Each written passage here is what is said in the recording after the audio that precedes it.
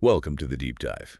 Today we're plugging into the 2025 Chevrolet Silverado EV. That's right, an electric truck generating a lot of buzz. Yeah, exactly. About the specs, got a review here too. Our mission really is just to cut through it all. What really matters with this EV truck. Hmm. Figure out if it lives up to the hype and maybe what the catches are. Okay, let's jump in. Headlines first. That range, up to 492 miles. It's huge, right? Oh, absolutely huge. I mean, that figure alone kind of tackles one of the biggest worries people have about EVs, especially trucks. Puts it right up there for long trips. Right, makes it feel more like a traditional truck in terms of usability distance-wise. Exactly. Takes away a lot of that range anxiety. And the power figures are pretty wild too. 754 horsepower, RST trim, 0 to 60 in, what, 4.5 seconds? Yeah, it's kind of mind-bending for a pickup truck, isn't it? Totally. That used to be sports car territory. Really shows you what these electric powertrains can deliver instantly. Okay, but trucks need to work. Mm. Towing 10,000 pounds, what does that actually let you pull? Well, 10,000 pounds, that covers a lot. You're talking bigger trailers, most boats, maybe even some, lighter construction gear. It's pretty capable. Gotcha. And payload, about 1,300 pounds. So it fits in the bed, basically. Essentially, yeah. It's about how much weight you can carry in the truck itself. Lumber, camping gear, tools, that sort of thing. 1,300 pounds is decent. And that multi-flex midgate thing. Sounds interesting. Ah, yeah, that's quite clever. It lets you fold down the back wall of the cab, basically. Oh, right. Extending the bed into the cabin area. Exactly. So you can fit really long stuff. Think kayaks, long boards, that kind of thing. Big flexibility boost. Okay, shifting inside. Tech? Yeah. Super cruiser? Hands-free driving sounds appealing. Yeah, and the key thing there is the network. It works on a lot of highways across the U.S. and Canada. Right. So for long road trips, that could genuinely make driving less tiring. And those screens are massive. 17-inch center screen, 11-inch for the driver. Uh-huh.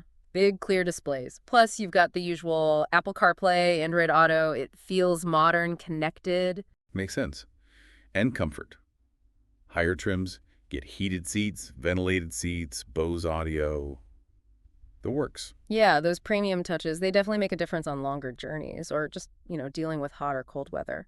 Makes it a nicer place to be. Okay, but it can't all be perfect. Let's talk potential drawbacks. Energy efficiency, Yeah. 1.74 miles per kilowatt. That seems less than some others. It is, yeah. Compared to something like a Rivian R1T, it's noticeably less efficient. So what does that mean practically? Higher charging costs. Basically, yeah. Over the long run, you might spend a bit more on electricity to cover the same distance compared to a more efficient EV. Something to factor in. The review also flagged some issues with off-road grip, particularly on slippery hills. Right. It seems the way the electric power comes on, maybe the traction control calibration isn't quite dialed in for really slick surfaces. Could be a concern if you're regularly launching boats on wet ramps or dealing with, say, snowy driveways. Good point. And comfort in the base trims was also mentioned. Lumbar support, materials. Yeah, the report suggested the seats in the lower trims might not be the best for, really long hauls. If you do a lot of miles, that lack of lumbar support could be an issue. Interesting. And finally, some tech and safety omissions, like maybe not having certain displays on lower trims or automatic emergency braking not being standard. That's definitely noteworthy. A lot of competitors are making things like automatic emergency braking standard across the board now.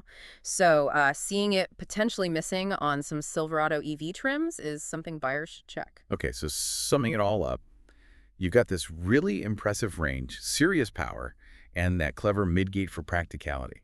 Big pluses. For sure. Strong headline features. But on the other hand, you need to consider the slightly lower efficiency, maybe some question marks on slippery off-road stuff, potentially less comfy base seats, and checking which tech and safety features are included. Precisely. It's a really compelling package in many ways, but like any vehicle, there are trade-offs. It really depends what you prioritize. Which leads perfectly to our final thought for you listening.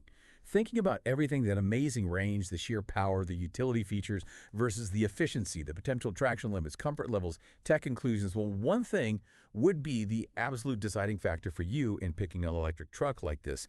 And how might those potential drawbacks we talk about be real deal breakers for some folks, but maybe just minor points for others?